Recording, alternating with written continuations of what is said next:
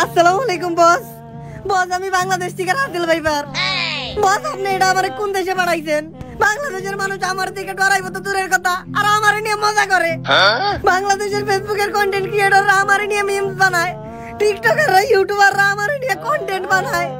বাংলাদেশের টিভি চ্যানেলগুলো তো প্রচার করা শুরু করতেছে রাসেল ভাইবারে মারতে পারলে 50,000 টাকা পুরস্কার। এরপরের থেকে তো আমি টরেন্ট ছুটে এই জঙ্গল থেকে বাইরে বেরোতে পারি না। বস আমি আর এই দেশে থাকবো না বস। বস এই যে আমি গাড়ি উঠকা কোথাইছি, এখনই আমি বাংলাদেশ ছেড়ে বস আমার দেশে পড়তেছি। আপনি আমার দুনিয়ার যে কোনো দেশে পাঠান, আর জীবনে বাংলাদেশে পাঠায়েন না বস। জি আসসালামু আলাইকুম বস।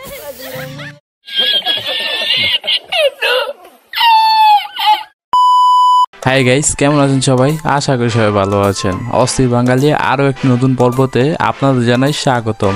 অস্থির বাঙালি ফানি মিমস দিয়ে আজকের পর্বটি সাজানো, এছাড়া সোশ্যাল মিডিয়াতে ভাইরাল হওয়া ফানি মিমস দিয়ে আজকের পর্বটি সাজানো। তো বেশি কথা না বলে অস্থির বাঙালি ফানি মিমস ভিডিওগুলো দেখার জন্য প্রস্তুত হয়ে যান। আমি আমার হাঁটু আপাকে অনুরোধ করব, বাংলাদেশে ক্রিকেট খেলা কমপ্লিটলি বন্ধ করে দাও। এদেরকে দিয়ে কৃষি খামারে কাজ করাও, ক্ষেত খামারে কাজ করাও, উৎপাদন বাড়াও।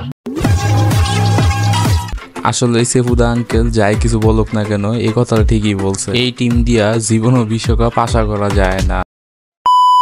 সবাই বলে মেয়েদের বুদ্ধি নাকি হাঁটুর নিচে, আপনি কি মানেন হাঁটুর নিচে নাকি না? না কোথায়?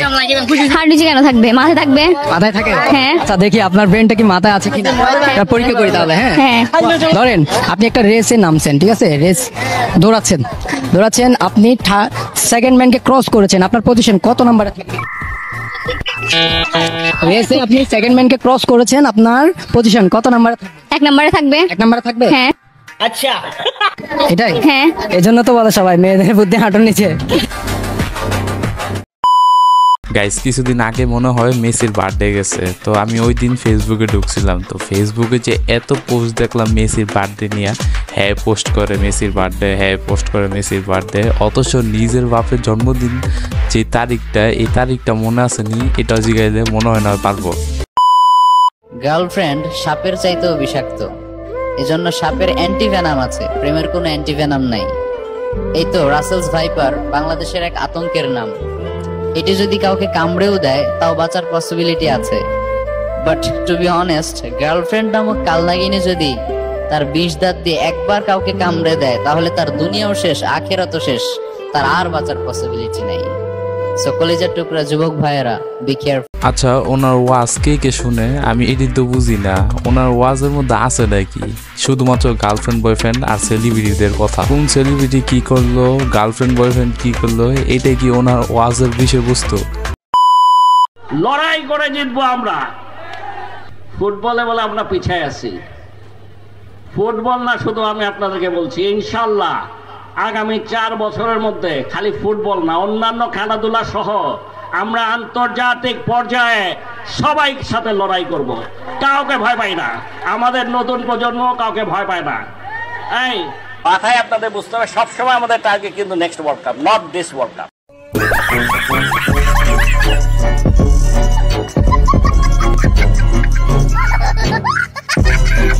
আপনার কথা হই না আসি পেল, ক্রিকেটের টিমই ঠিক না, পাওয়ার যাবেন ফুটবলে। বাংলাদেশের যে মাহের দোয়া ক্রিকেট টিমটা, এটা আগে ঠিক করে রেখেন, তারপর যেন আর নেক্সট ওয়ার্ল্ড কাপ টার্গেটটা বাদ দেন, এখন ওয়ার্ল্ড কাপটা টার্গেট করেন। গাইস ওনাকে দেখুন, উনি কিভাবে এক জমি থেকে আরেক জমিতে পানি দিচ্ছে।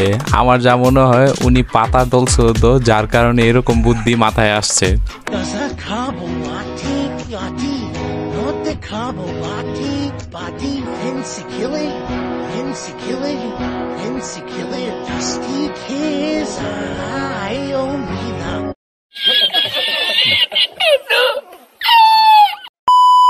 গাইস আজকের ভিডিওটি বিখ্যাত ড্যান্সারদের দিয়ে শেষ করা হচ্ছে, আর ওনাদের ড্যান্স দেখলে আপনার মাথায় প্রশ্ন আসবে যে ওনারা ডান্স করছে না কনস্ট্রাকশনে কাজ করতেছে।